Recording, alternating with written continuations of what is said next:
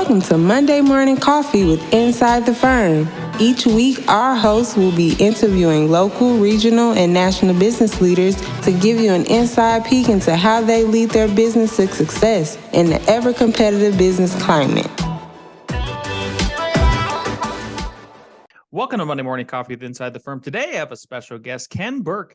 He is the founder and CEO of the Entrepreneur Network, the Entrepreneur Now Network, a speaker, serial entrepreneur, e-commerce pioneer, mentor, and author. Ken founded Market Live, a market-leading enterprise-class e-commerce software platform used by major merchants, generating $2 billion in online sales per year through the platform. His clients included Disney, Warner Brothers, Target, 1-800-Flowers, Omaha Steaks, Party City, and many more. Most recently, Ken authored his best-selling book of 10 years in the making, Prosper, 5 Steps to Thriving in Business and Life. Ken, welcome to the show. Hey, Lance, thanks so much. I'm excited to be here. Yeah, we're glad to have you. Before we get into exactly what you do now, tell us how you got here. You know, I'm always interested to know if people are from a family of entrepreneurs, if they're from the complete opposite, and that's what drove them to be serial entrepreneurs. I consider myself in that category. How did you get here? Yeah, no, it's a great question. And I am not from a family of entrepreneurs. In fact, I'm from the exact opposite, very traditional family. I always had the entrepreneurial bug. It actually started, I think, when I was about 10 years old. My dad wanted to buy a hardware store in our local town. We got really excited about it. He ended up not buying it. But I think it was at that point that I said, you know what, I kind of like this entrepreneurial idea. I don't know what it sparked in me. And ever since then, I've either run my own businesses since age 10, thrown papers, all the way up till today. So I guess that's why I call myself a serial entrepreneur. Yeah, I love it. So I've got some questions for you based on your background here. And tell us what you think truly matters in driving business growth and success. Yeah, well, I think, first of all, an entrepreneurial mindset is incredibly important. It's as important as what goes on up here as any idea or contacts or anything else that you have. Your product can be great, but if you can't execute it, a lot of times what I see is entrepreneurs get in their own way. They're their biggest challenge. So I think one of the most important things is really understanding things that the mental attitude that you go into with your entrepreneurial business, because I think many ideas, not any idea, can be successful. And what you do when you get an idea, and I think all entrepreneurs have gone through this, and if you're listening and maybe you haven't started that journey, you kind of start with something and then you kind of shift it around a little bit and move it around and mold it into something that can be wildly successful. And you get to that point. It may not be where you start, but where you end up. And I can tell you that because that's exactly how I've run all my businesses. And they never kind of end up the way that I think they're going to end up. But in a lot of cases, we're pivoting and pushing around. Well, that requires a lot of mental fortitude, if you will, and stick-to-itiveness. I always talk about the 3 Ps. My 3 Ps are patience, perseverance, and passion. Usually the third one, most entrepreneurs have in some level, but if you don't have it, passion is infectious. It's the key ingredient, the secret ingredient that I like to say that brings people in, investors, shareholders, employees, partners, and other people that you want to be associated with. And I think the patience thing is all part of this idea of the mindset, where patience is again, it's not, sometimes doesn't happen on your clock. It's not always going into the way that you think it should go. It might take a little bit longer. And what I watch entrepreneurs do is they pivot from here and then they pivot from here, and 3 weeks later they're over here and then they're bouncing all around. Sometimes you have to have that patience with an idea to give it some time. That doesn't mean you shouldn't pivot, but you got to give that idea some time. And perseverance, I think entrepreneurs have this. A lot of entrepreneurs have this, but don't give up. I always say you got to be on the playing field to win the game. So, you got to be in the game to win the game. And so that perseverance of keep pushing and keep trying. I just noticed the people that are successful, they aren't successful in 1 or 2 years. Sometimes it takes 10 or 12 years. I ran my business for 21 years before I sold it. And so it took a long time. Yeah. Thanks for that. Well, another thing I was noticing on your bio is, and this really stuck out to me, is you talked about competition and embracing your competition, which then allows you to beat them. That really struck me because I've never heard anybody kind of use that phrasing before. Can you unpack that for me? Yeah, absolutely. I love it because I think, first of all, you need to know a lot about your competition, but a lot of entrepreneurs and a lot of businesses in general kind of, they always think that, hey, well, I've got the best solution out there. I really don't have any competition. Mm-hmm. By the way, if you ever say you don't have competition, you might want to rethink your business idea. You want competition. Here's the deal. If you're creating something so revolutionary, it's never been done before in the history of the world, which is possible, but unlikely, but possible, even that, you will have what we call competition for the wallet share. The wallet share of where money is spent, you're competing against that. So even if you don't think you're competing, sometimes you're competing against an offer like free. Like the alternative to what I do is somebody can do it for free somewhere else. Maybe not as good,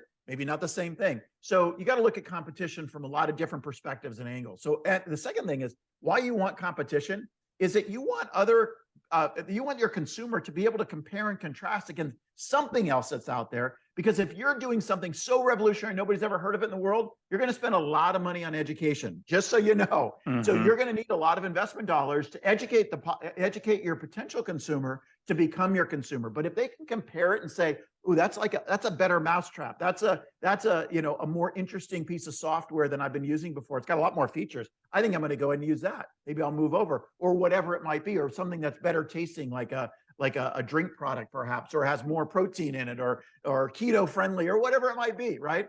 Those are all pivots on an idea that you've created your own idea. So I just want to make sure that you understand that competition is important. And then when I say embrace it, I want you to wrap your arms around it. I want you to know everything about it. I want you to go to their website. I actually teach how to analyze a website so you can pull out tons of information on any marketing website from your competitor. You can find so much out: positioning, target market, pricing information, and then you can start to calibrate. So when I say embrace your competition, I want you to know a lot about them. And sometimes I might even mean go out and meet them and understand what they're all about, understand their company culture, understand their employee mentality, understand how they deal with customers. Those are just some of the things that you really need to understand when you talk about your competition. Interesting. Yeah. Yeah. Very interesting. Intriguing. The assets, people talk about them in different ways. And obviously, I'm looking at the stock market chart here, and it's year over year. It looks terrible. Bitcoin took a big, huge crap over the past week, where we hit below at 15,000. Real estate is down. I would love your take on, how can one build reusable assets that can increase their value of their company? I got to tell you, every business should have some capability of building reusable assets. Okay, so a couple of different things about reusable assets. And you might not think of it, when I say the word asset, it might conjure up like a financial statement. That's not what I'm talking about at all. When we talk about assets, it's things that ultimately could be resold. Now, I'll give you an example. A service business, when you go to sell a service business and you're, let's say, the main component of that service business, you may not even be able to sell it, because if you're not in the business isn't worth anything. Some of your listeners out there can identify with it. But let's say that you started to add employees to that business. Well, those employees are actually assets because they have knowledge. Now, yes, some employees could go away, but if you have enough employees and you're starting to build that out, then you start building processes and procedures in your services company. I'm starting with the services company because they're even less. Then you're starting to build reuse technology that your services company uses, right? So to provide that service. All of a sudden, that service company went from being kind of not worth anything to maybe worth 1x of revenue, 2x of revenue, maybe even 3x of revenue. But we're going to go one step further. Now, let's say you're a product company. I'm a practicing entrepreneur right now. I didn't mention that, but I'm actually, today, I just launched on this recording, launched earlier, the date of this recording, I launched my new company after 2 years of development. It's a software product in the e-learning space. Wonderful, very exciting. We're all pumped today. That's an asset. I spent 2 years building a software product that now I can put customer after customer after customer on, completely reusable at an incremental cost of almost nothing to add an additional customer. That is the ultimate in reusability. Or a mobile app where you get subscriber after subscriber, but it's the same mobile app. There are a lot of different things that you can reuse. So when you're on that side of the equation, guess what your multiple is? Your multiple goes from 1 or 2x as a services company with some reusable assets, which is okay. At least now we've built some reusable assets in your business, to something that is ultimately reusable. A software asset could be a building, could be a retail. Could be your brand is also is an asset that you build and you invest in. There's a lot of things that you can invest in. Some of them are intangible, some of them are tangible. But guess what the multiple is for when you have assets? Assets that can be sold and transferred and still retain their value. That software company today could be worth 10x of revenue. And about 6 months prior, before the recession, before the inflation or whatever we call it, before the crash, that was worth 20 to 30x of revenue. Now it's about 10x, and it's going to kind of start to go back up again slowly over time. Next couple of years, we're going to start to see that incrementing. Wouldn't I rather have a business with a bunch of assets that are worth 10x of revenue versus 1x of revenue? The answer is pretty simple. So build assets. What I want you to do is I want you to find ways in your business, and every business can do this, to figure out how to productize something, put process around it, make a service and turn it into a product. And then you want to go one step further real quick, add reoccurring revenue to it. One of the greatest assets you can have are your customers. And if they buy from you again and again and again, and they're sticky, what I mean by sticky is they stay with you, they're loyal, then you're great, right? Then you're golden, and then you're really worth that 20, 30, 40x of revenue. And yes, that can happen. It happened a year ago. It can happen again. Yeah, that was great. So our audience is largely design professionals, architects, interior designers, and then also contractors. And then we do have a bunch of other business owners that listen to this. But knowing that that's kind of the core of our audience, I would love if you can give an example of a common problem that maybe they can solve that everyone cares about. Yeah, well, so what you really need to do, and that's actually a really great question. First of all, if you haven't thought, you're already in business, most of your listeners are already in business, they're not starting new businesses, maybe they are. The most important thing that you need to rethink about, right, if you haven't already, is what problem are you solving for your end customer? And is that problem important enough? Is it big enough? Do they have a strong enough need, want, desire, or is that enough pain? The more pain, the more money. I guarantee it. The more pain that you're solving, the more value you can charge. And here's what's cool about your audience. They're all using what I hope is value-based pricing. If you're not, go to my website, watch the videos on value-based pricing, because you need a pricing strategy. If you're just charging what the other guy's charging, that's, and the other consultant, architect, designer, no. How you're going to get your, well, we'll talk about pricing in a second. I don't want to get too far off of this, but I want to get to solving this problem first. And so if you can start to craft and re-engineer your business to solving bigger and bigger problems that are harder for other people to solve than you, or harder for your customer to get solved by other people, so that it puts you and it sets you a kind of aside, then it starts to get really interesting, because now the value that you deliver, the value-based pricing that I was just talking about, goes way up. So let me give you an example. I just remodeled my house. I just remodeled my house. I know a little bit about the architects, the engineers, because I had to pay them all. They were actually great, I have to say. I went through 3 contractors. The third contractor was amazing. Like, I want to sing from the rooftops, but the first 2 were not so good. Okay. Spent a bunch of money. This story, I'm sure everybody, one of your listeners, either knows somebody that's gone through a remodel, or has gone through a remodel, or has done the remodels as well. And I got to tell you, when I finally found the person that specialized just in what I needed, they knew exactly what I was doing, what I needed. They knew the quality level of what I needed. And they were able to act. And so I paid them more money. I actually probably paid them double. I don't know what some other contractors would pay, maybe not quite double. But I got to tell you, the product that they delivered was amazing. So one of the things that I always recommend is focus. If you can carve out a niche. It was funny. I was talking to a friend of mine the other day. It was probably a couple of weeks ago. And she said she had a coach. She was a coach that focuses on weight loss for dentists. I'm like, holy crap. What a niche. Oh my goodness. You want to talk about a niche within a niche within a niche within a niche within a niche. Yeah. But I got to tell you, here's the cool thing. And this is why I want to use this example.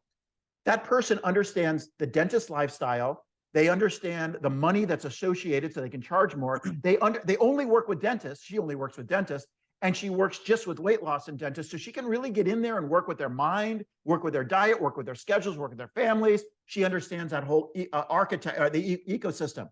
She is more valuable to that dentist than if she said, "Hey, I do weight loss for anybody. I get dentists, doctors, anybody that needs weight loss, they can." That's not quite as valuable. But when she walks in and talks to those dentists, man, they resonate. And is she charging more for what she does? She absolutely. She knows her target market. Her target market will pay for it. They'll pay for more customized services and handheld white glove services, because dentists, as we all know, if we've ever gotten to the dentist, they make a lot of money. So they can afford the white glove nature for which she offers versus maybe a more vanilla pack. So target your market, understand your market, focus on a niche, focus. I can't say that enough. Focus on a niche, and then provide a service that they really need. The more value, the more money you charge, the more revenue, the more margin you make, and that goes into your pocket. That's the name of the game. Yeah. I bet she has the most confidence too for Yeah. this specific niche. I mean, she owns it. Like it's hers. She owns it. Yeah. Fantastic. Great story. Appreciate that. And you can stratify your market in a lot of different ways. You can do it by geography. You can do it by just changing your pricing model around. You can do it by actually targeting, like in this case, a very specific. There's a lot of ways to position and to target. Yeah, very cool. Tell us about leadership. I mean, if you're a business owner, you're naturally a leader, even if you're just leading yourself. How does someone, translate into something that's like a thought leader? I mean, that's a buzzword that's going around, and there's social media has kind of amplified this idea that there's a thought leader. But in your opinion, how does one become a thought leader? Well, a couple of things. One is you need to become a thought leader, in my opinion. Again, we just talked about value. So what you want to do is, by being a thought leader, and essentially what it means is you're going out and you're professing whatever it is that you do, you're better than 99.99% of the humans out there about what you do amongst all the humans. I don't care. So if you think that you're like, Ken, I just got in the industry a couple of years ago, I'm still learning. Maybe it's a music industry, maybe it's a retail or what have you. Maybe it's a specific, like you make candles, or you're into you just opened a spa, or whatever it might be. You still know more about that spa, that whatever that is, that sporting goods store, whatever it is, than 99.99% of the people out there. So what I want you to do is I want you to garner up all of that energy of what you know, because it's what you're passionate about. And then I want you to teach others. I want you to tell others. Becoming a thought leader, and I did in the e-commerce space. I didn't know what the heck I was doing prior to my current company. I've got Entrepreneur Now, which is an e-learning content company for entrepreneurs. Love it. Had it for 5 years. Started a new company a couple of years ago, e-learning software. But prior to that, I was in the e-commerce business for 21 years. We didn't really know what thought leaders were back then. I just kind of went out. I started speaking at trade shows, and then I started writing articles, and then I started getting interviewed for articles, and then I just started. And then all of a sudden, I went from asking for people to want to listen to me and speak, to them coming to me, where my agenda was filled. I did 20 trade shows or speeches a year, and not one did I have to book or ever pay for. They were all done, and I didn't really get paid for them. And the reason was because we were a for-profit company, and implicit in that was talking about my company, right? Same thing with these podcasts as well. I have, we haven't really asked to be on any of them, but I'm on a fair amount of them, and they're fun and they're great. That's raising your platform. That's becoming a thought leader. What I'm doing today, right now, is helping other people learn, grow, and develop. That's what it is to be a thought leader. Now, how do you monetize that, or how do you turn it into something? I can tell you, because I did this for 21 years, we didn't know it was thought leadership, but I got to tell you, every customer I got was from a trade show. They heard me speak, they read an article, they heard about us and our company, or myself. And you say, Ken, you sound very arrogant. No. I want you, don't be arrogant. The thought leadership is about you. You need to be the personality. I naturally just became the personality for my company that I sold for 10 digits, a lot of money, about 5 years ago. I was the poster child, if you will, on the front cover there. And it's okay to do that as an entrepreneur and as a leader. You need to do that, or you need to appoint somebody to do it, right? If you're horrible at it, you need to have the face, not just to the company, but to you. And if you're the product, then you need to be the face. Get information out there. And the last thing I'll say about it is, I don't just believe in this. I actually built a platform called Microcasting, which we just launched today, that is for exactly what we're talking about. It's to use e-learning and content as a sales and marketing tool to generate leads, to reinforce that trust and relationship that you're building with prospects and customers and partners. Anyway, I just mentioned that. I don't need anybody to go out and buy it. I'm more just saying it for the fact that I believe so much in this idea of thought leadership that I actually built a software platform that was originally called the Thought Leadership Platform, but it didn't sail with the VCs. So I changed it to the e-learning customer engagement platform, and now everybody loves it. I changed one word from thought leadership to e-learning, and now it's just another example of marketing, right? It's like nobody got when I talk about thought leadership as a software, as a name, it's just education. They're like, I don't know what that is. I don't want to use that. I changed the word to e-learning, and overnight, everybody's like, oh my God, I have to have that. Interesting. Go figure. Yeah, I know. Go figure. Exactly. It's so tricky. Even like as a podcaster and somebody who's on YouTube, it's like titles actually matter more than content sometimes. It's so weird. They do. Yeah. So you're a successful person, Ken, and there's a lot of people listening that are successful here, and they keep rising, and that's all good and grand. And what I'm about to say is maybe a little controversial, but like it seems like then maybe you're, not yours, but just in general, people's egos sort of inflate with their success. What kind of ideas do you have to kind of keep that in check, so that it doesn't get in the way of future success? Yes. Well, so I wrote a book about this called Prosper, and one of the sections in the book is called Managing Your Ego. It's one of the 5 steps to living a fulfilled life, I would suggest. And I know it sounds a little Heidi-Flighty, personal development-y, but the book is a cross between personal development and entrepreneurship and business. And so really what I talk about in the book around kind of managing your ego is, first of all, look for your ego triggers. Now, ego does not mean you're being egotistical. I think in the context, the way you ask the question, there could be elements of that, which by the way, it is. But ego is a devastating negative tool in life. And I've seen it just blow apart businesses. You think about the arrogant leader, the arrogant CEO. And by the way, I was actually replaced as CEO of my company, Market Live, way back in the day for a couple of years. And we hired in an arrogant CEO. Customers left, employees left, everybody. He destroyed the company in 2 years. I had to come back and kind of bolster it up because people don't want to do business with arrogant people. It's not just being arrogant and ego, it's ego driven. You care about the status. You make decisions that are making decisions to support you and your own existence and your status. And that's why you make the decisions in business. And we get all caught up in that. You're the brand. Hey, leave it at the door. You can be a thought leader, but you go in and you have to know what the ego triggers are. If you understand ego triggers and what triggers that ego, and you understand where you're coming from and what your motivation is my motivation to boost myself up and to make myself feel good? Or is my motivation to serve and help others? Ask that simple question. Where is my motivation coming from? And you'll be able to trace back if it's a destructive ego mechanism or egoic mechanism, or it's something that actually is supporting you. Because having confidence and being confident about what you deliver, especially with the architects and designers, you have a million talented listeners out there that are really great at what they do. They should promote that. But there's a difference between that and self-promotion. Give me an example. I was doing some interviews. I did about 40 interviews for my Entrepreneur Now network, and I had a couple of big names. The big names were the worst interviews. And the reason why is they spent the entire interview talking about themselves. Nobody cares about you, but they didn't understand that. And they talk about themselves, but in the context of how great they were and what they accomplished and all of that. I literally did not use those interviews. The best named people, and I deleted the interviews and I've never used them again. I did this earlier this year. The best interviews came from people that really just wanted to give. And you can feel that authenticity come through the screen, come through the microphone. I hope your listeners hear it from me now, right? They're hearing that I have no agenda. I don't want to sell anything. I don't want you to ever go to my website. I don't need anything, right? I'm only on this podcast for this 30 minutes. Hopefully one thing I say might resonate with one person. They go, wow, I didn't think of it that way. And it helps move them along their journey. That's it. Yeah. Absolutely. I mean, that's first and foremost why we even do this podcast, is exactly that. Is like, if there's one thing they take from each episode, we're doing our job of just giving out there. Come from that perspective, and everything else will come in. We call it the law of attraction. I don't mean to get too Heidi-Flighty, but my book is a little out there. I say in the personal development realm. And I got to tell you, you will attract things, and I call it high vibes. And high vibes basically mean if you're going out there, you're doing positive things, you're doing it for the reason to serve. Let me give a quick partnering tip here, because every one of your listeners probably partners. When you go into the partnership, only think about one thing, not what you can get from them, what you can give to them. That's it. Full stop, done. What can I give to this partner to add value to them? And I got to tell you, you have partners coming out of the woodwork, and you're like, but wait a minute, Ken, I'm trying to grow my business through the partners. I don't want to grow their business. No. You will grow your business by growing their business. Give first, receive later.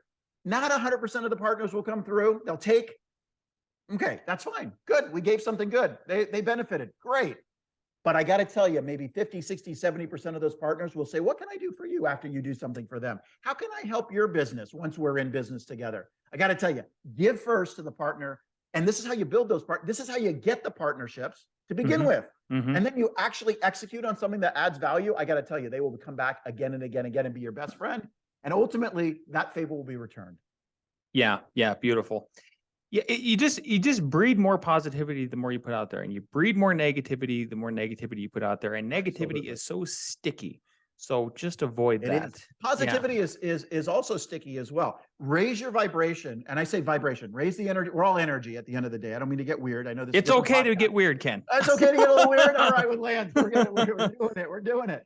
And if you raise that vibration by good exercise, good food, some meditation, interacting with positive people and kind of trying to get some of that negative talk. You're going to have negative people in your life, but just put them in a bucket, not in a literal bucket, and kind of segment them out. And there's other things. I have like 15 things on my high vibe list. Here's what the end result is, though. You will start to attract, not the law of attraction. You will start to attract the other vibrations, other people that are vibrating at the same level that you, and all the negative people will start to push away because they're not going to have anything in it.